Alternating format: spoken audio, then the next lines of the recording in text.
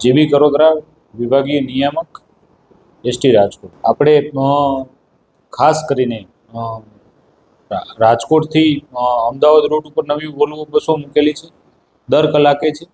Plus રાજકોટથી વડોદરા તરફ નવી બસ મૂકેલી છે.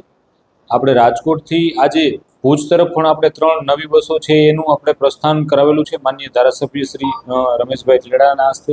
પ્લસ 2 બસ છે એ આપણે રાજકોટથી નાથદ્વારા વોલ્વો બસનું છે એ આપણે આજે લીલી ઝંડી આપેલી છે. આમ કુલ આપણે દિવાળી પહેલા 10 બસ છે એ નવી વોલ્વો બસ નવી મળેલી છે. ત્યાર પછી આજે બીજી 5 બસ છે એ આપણે નવી વોલ્વો બસ છે એ રાજકોટ પ્રીમિયમ હબ ને મળેલી છે.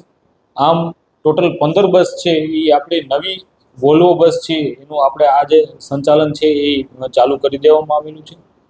જે રાજકોટથી નાથદ્વારા અને રાજકોટથી ભુજ છે એ વોલ્વો બસ છે એમાં ખૂબ જ આધુનિક સુવિધાઓનો પણ એમાં ઉમેરો કરવામાં આવેલું છે.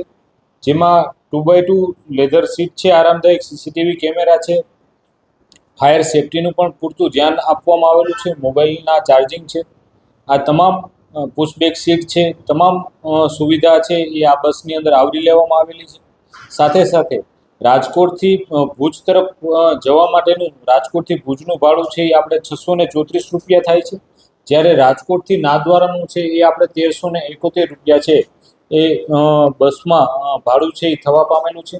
તેઓના જે ટાઈમિંગ છે એ અલગ અલગ છે એ અમારા ઓનલાઈન વેબસાઇટ ઉપર પણ મૂકી દેવામાં આવેલો છે, જેથી મુસાફર જનતા છે ઓનલાઈન રિઝર્વેશન પણ બસની અંદર છે એ કરાવી શકે છે. અંદાજિત આપણે જે આ બસ છે એ 1,40,00,000 આસપાસના કિંમતની છે એ તૈયાર થવા પામે છે. અને જે સાદી બસ છે એ સાદી બસ છે એ આપણે પોતે જ એનું બસ બોડી બિલ્ડિંગ છે એ કરીએ છીએ અને મુસાફરો માટેની એમાં વધુમાં વધુ સારી કેમ સુવિધા થાય તે પ્રમાણેનું તમામ એમાં છે એ આવરી લેવામાં આવે છે. આજે ગુજરાત રાજ્ય એસટી નિગમના આજે જે રાજકોટ ખાતેથી નવી 5 વોલ્વો બસનું પ્રસ્થાન કરેલ છે.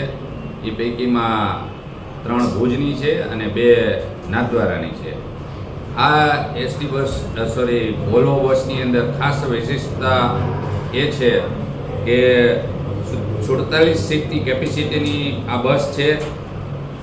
2x2 લેધર અને આરામદાયક પુશબેક સીટ છે, સીસીટીવી કેમેરા છે, મોબાઈલ ચાર્જિંગ છે, ફાયર સેફટીની પણ આમાં સુવિધા આપી છે. અને આ ખૂબ જ વોલ્વો કંપનીએ નવું બસનું મોડલ લોન્ચ કર્યું છે. એટલે સુવિધાને એલઈડી ટીવી છે, ઇમરજન્સી એક્ઝિટ ડોર છે, અલગ અલગ પ્રકારની સારી કોઈપણ જાત મુસાફરોને મુશ્કેલી ન પડે એ ટાઈપની આ બસ છે. 1,40,00,000થી વધારે આની કિંમત છે. અને ગુજરાત રાજ્ય એસટી જીએસઆરટીસી ખૂબ જ પ્રજાના વધારે સારી સુવિધા મળે એના માટે પ્રયત્નશીલ હોય છે. મારી ખાસ લોકોને અપીલ છે, મુસાફરોને અપીલ છે કે એસટી બસની અંદર જ મુસાફરી કરવી જોઈએ અને વધુ સેવાનો લાભ લેવો જોઈએ. એમની સલામતી પણ આમાં જ છે. એટલા માટે ખાસ મુસાફરોને હું વિનંતી કરું છું કે આપણે એસટી બસનો વધારે લાભ લેવો જોઈએ. બસ આટલી જ વાત કહી અને મારી વાત પૂરી કરું.